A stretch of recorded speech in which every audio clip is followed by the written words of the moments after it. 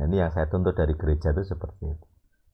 Janganlah jadi Tuhan palsu, tunjukkan Tuhan aslimu.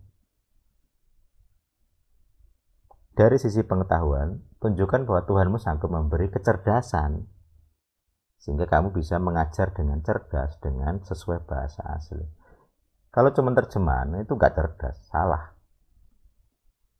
Seperti ini tadi, harus ada pelajaran, itu nama atau sebutan. Kalau gereja-gereja cerdas, tidak perlu ada ini. Orang sudah tahu, oh itu nama atau sebutan itu sudah jelas. Tapi kenapa harus saya sampaikan? Ya karena nggak jelas. Ada kesalahan, kecerdasan. Padahal S2, S3 banyak. Tapi kok goblok gitu. Berarti bukan masalah IQ ya. Tapi yang jadi masalah adalah rohnya. Roh di dalam otak yang buat bodoh. Ini yang jadi pergumulan. Bagaimana bisa orang-orang yang sepertinya dekat dengan Tuhan tapi salah doktrin, gitu ya. Itu dari sisi pengetahuan. Dari sisi kuasa ya tunjukkan Yesus bisa menyembuhkan. Kamu hamba Yesus bisa nggak menyembuhkan tanpa obat loh ya. Kalau cuma doanya, Tuhan kami berdoa supaya Engkau memberkati dokter, perawat dan obat-obat ini dipakai, itu omong kosong. Itu bukan kuasa ilahi. Apa bedanya? Wong ada obatnya. Kesembuhan ilahi harus tanpa campur tangan manusia, gitu. Tanpa obat, tanpa dokter, tanpa perawat, instan. Kalau jaringannya rusak ya diganti yang baru, nah, kan begitu. Kalau masih omong kosong berarti itu bukan kuasa. Cari lagi. Makanya saya selalu menuntut kuasa itu begitu. Kalau kamu punya bahasa roh, ya tunjukkan penafsirnya. Tunjukkan karena membedakan roh. Karismatik selalu bilang membedakan roh itu melihat roh. Teman saya ada yang begitu. Bukan karismatis sih, tapi begitu pemahamannya. Wah, ini para pendosa bener ini harus Tuhan yang asli harusnya turun tangan. Banyak pengajar yang bilang melihat roh setan adalah karena membedakan roh. Ini bodoh sekali. Itu mistis itu ilmu klenik itu bisa melihat roh.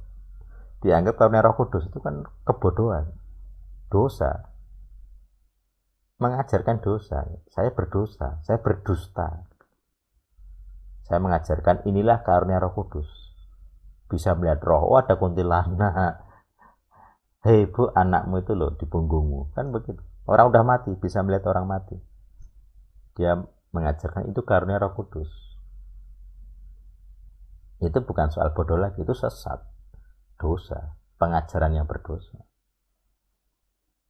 Dia bersaksi dusta, inilah Roh Kudus, padahal bukan. Dia termasuk karunia karena nggak bermutu ya, karunia tertawa, debu emas. Karismatik banyak dosanya di situ. Pengalamannya salah, Tuhannya salah, rohnya salah. Yaitulah Allah Roh Kudus itu begitu. Pengajaran nama Allah, ya dikuasai roh Allah tuh begitu. Karunia debu emas, karunia tertawa. Melihat roh adalah karunia membedakan roh, kan bodoh. Kepenuhan roh Allah ya seperti itu. Jadi bodoh. Makanya kita harus kritis. Kita harus berpikir kritis. Kalau pemuridan diajarkan tidak kritis, ini salah satu yang sering saya bilang ya. Pemuridan tidak boleh indoktrinasi. Orang murid harus diajak mikir. Kalau murid hanya dijejali materi, nggak diajak pikir, bahkan tidak boleh berpikir bebas. Ciri khas itu, ciri khas sesat itu pemuridannya. Sisi gelap. Berarti muridnya itu harus seperti di penjara, di dalam kerangka doktrin. Itu bukan pemuridan. Pemuridan tidak boleh membuat orang goblok. Jadi dia harus bebas berpikir. Saya bebas-bebasnya. Kalau memang dia lahir baru, dia akan ketemu kok kebenaran. Ada ayatnya, Roh Kudus ada di dalam setiap kita. Kita tidak perlu pengajar bahkan. Roh Kudus sendiri akan mengajar. Itu ada ayatnya. Kalau kamu khawatir muridmu sesat dengan berpikir bebas, nah kamu berarti yang salah. Kamu sebagai guru salah. Maka saya selalu bilang, kalian bebas berpikir. Saya hanya salah satu versi kebenaran. Ada banyak kebenaran dan banyak versinya. Belajarlah, ujilah sendiri, ujilah segala roh yang berbicara. Nah, kalian uji roh saya ini. Ini omongan saya itu omongan manusia, Tuhan atau setan. Uji saja. Kalau kalian menyimpulkan ini omongan setan, ya jangan percaya. Kalau kalian merasa ini omongan Tuhan, ya percayalah, kan begitu. Ada ayatnya, ujilah setiap orang yang berbicara. Ujilah roh saya. Ujilah omongan saya ini tadi. Omongannya Kiai Sadik ini, Mas Ete ini benar atau tidak? Dari setan atau Tuhan? Uji saja. Bagaimana cara menguji? Ya Alkitab. Cari ayatnya. Jemaat Berea kan begitu. Jemaat Berea nggak sembarangan percaya Paulus. Mereka punya tradisi agama Yahudi gitu ya. Begitu mereka melihat Paulus, mereka menguji dengan apa? Ya PL. Tidak ada PP waktu itu. Diuji dengan apa? PL. Perjanjian lama. Nah, persebutannya bukan perjanjian lama ya. Tanak, kitab Tanak. Torah, Ketubim, Nafiim. Kitab Torah, kitab Ketubim, tulisan-tulisan, dan kitab Nafiim, kitab nabi-nabi. Ngetesnya di situ. Jadi ngetesnya dengan Ketubim, Nafiim, Torah, Tanak, dan kitab Tanak. Jemaat Berea nggak kenal PL, nggak kenal nama Allah di situ. Mereka kenalnya Tanak plus tradisi rabbinik, begitu. Dan mereka akhirnya percaya kepada Paulus. Kenapa? Bagi mereka itu teruji omongannya Paulus. Iya ini Yosua yang diajarkan Paulus ini. Ya memang itu di PL-nya di kitab Tanak ya itu memang masuk akal dengan kematiannya itu sebagai apa, mati dan bangkit ya, masuk akal. Jadi tidak sekedar Mesias politik yang harus seperti Daud sebagai raja politik, enggak seperti itu. Yang utamanya bukan itu, mamanya utamanya menebus dosa, itu lebih penting, bukan jadi raja politik. Jemaat Berea percaya setelah apa? Setelah menyelidiki kitab Tanak. Saya selalu begitu. Saya tes ke kitab Tanak. Ada nggak nama Allah di situ? Tidak ada, ya sudah. Buang aja. Saya tidak perlu menghormati nama Allah. Kecuali kitab Tanak menghormati, saya menghormati. Kitab Tanak menghormati nama YHWH, ya saya hormati. Selesai. Tidak sulit. Kalau kitab Tanak bilang setialah kepada 10 hukum di sini yang asli, ya saya setia kepada 10 hukum. Saya nggak peduli apa kata terjemahan, bodoh amat. Mereka bukan Tanak. Saya menggunakan prinsip Jemaat Berea, menguji ajaran Paulus dengan kitab Tanak. Ya saya uji.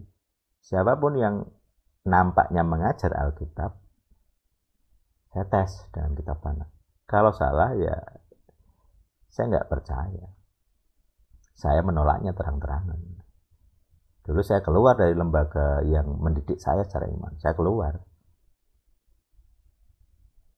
Dan saya juga di persona non grata. Nggak boleh melayani dengan nama kami. Oke.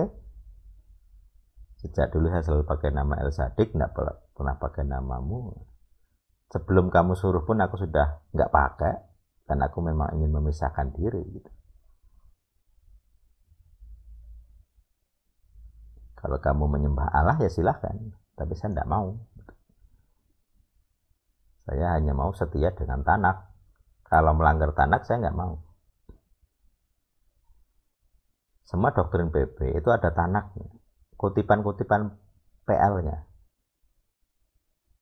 Ya, seperti saya bilang tadi, kenapa di PP ada tulisan Tuhan Allah huruf kecil semua? Nah itu, siapa bisa menjawab itu? Teologi, dokter itu bingung gitu. Karena mereka harus mengakui bahwa itu kutipan PL yang ada nama YHWH-nya. Kalau sampai mereka mengakui itu, berarti mereka mengakui nama YHWH ada di PB. Ya, tidak berani mereka. Tidak berani. Pengecut semua. Gitu. Kalau itu faktanya begitu. Makanya kalau pakai kitab Aram lebih baik. jelas ada Marianya. Kalau ada Maria ya sudah. Itu ya tertulisnya begitu ya diterima saja. Kalau memang PB mengutip PL dan ada YHWH, ya diterima saja. Jangan stres, jangan protes. Memang nama itu ada di PB gitu loh. Berarti tetap sama, mengujinya ke Tanak gitu. Kalau orang PB masih mengutip Tanak PL, ya berarti kan setia dengan PL kan begitu. Jadi masalah ya Kristen yang ada sekarang kenapa tidak setia? Itu oke jam 9. Pertanyaan terakhir kalau ada silakan.